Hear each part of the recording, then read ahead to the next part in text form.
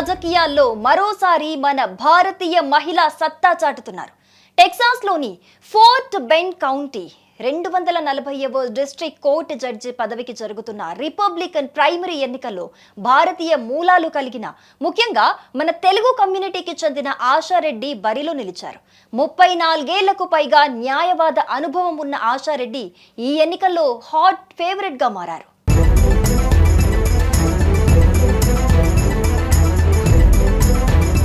అమెరికాలోని టెక్సాస్ రాష్ట్రం fort bend కౌంటీలో ఇప్పుడు అందరి దృష్టి ఒకే పేరుపై ఉంది.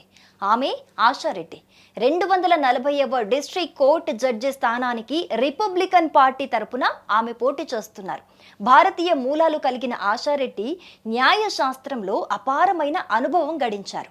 దాదాపు 34 ఏళ్లకు పైగా లీగల్ ఎక్స్పీరియన్స్, 8 ఏళ్ల పాటు న్యాయమూర్తిగా పనిచేసిన అనుభవం, రాజ్యాంగం పట్ల గౌరవం, చట్టం పట్ల నిబద్ధత ఆమె సొంతమని అక్కడి న్యాయ నిపుణులు చెబుతున్నారు.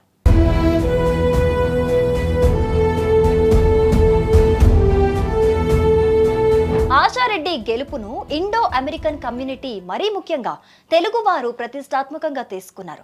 హ్యూస్టన్లోని ఇండియా హౌస్ వేదికగా జరిగిన ఆమె ప్రచార ప్రారంభోత్సవానికి ప్రముఖ ఎన్ఆర్ఐలు ఏంజెలా, చౌదరి, చార్లీ, యలమంచిలి ఆతిథ్యం ఇవ్వటం ఆమె మన తెలుగు మూలాలకు దగ్గరి వ్యక్తి అని స్పష్టం చేస్తోంది.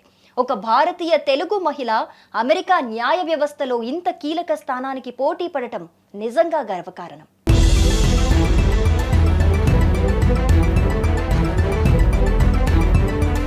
ఆశారెడ్డి గెలుపు అవకాశాలు చాలా బలంగా కనిపిస్తున్నాయి.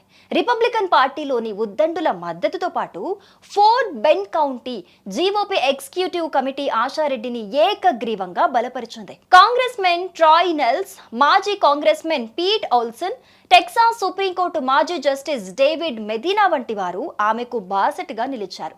True Texas Project and Texas Conservative Forum వంటి సంస్థలు కూడా ఆమెను రికమెండ్ చేస్తున్నాయి.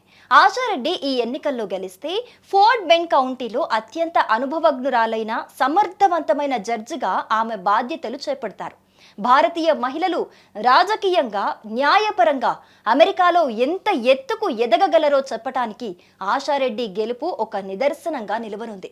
ప్రస్తుతం ముందస్తు ఓటింగ్ ఫిబ్రవరి 17 నుండి 27 వరకు జరుగుతూ ఉండగా ప్రధాన ఎన్నికలు మార్చి 3, 2026న జరగనున్నాయి.